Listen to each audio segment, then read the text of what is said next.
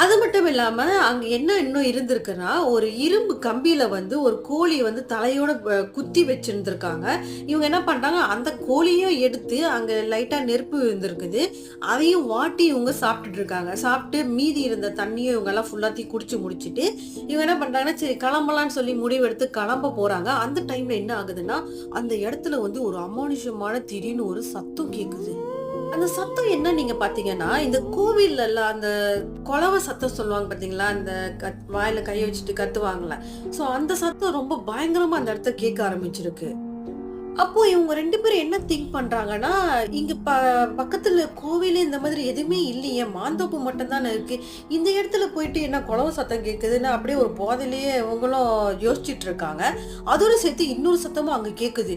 ஒரு ஆணும், பெண்ணும் கலந்த ஒரு வாய்ஸ்ல ஒரு என்ன சொல்லுவாங்க, ஒரு திணறல் சத்தம் மாதிரி ஒரு பயங்கரமான ஒரு சத்தம்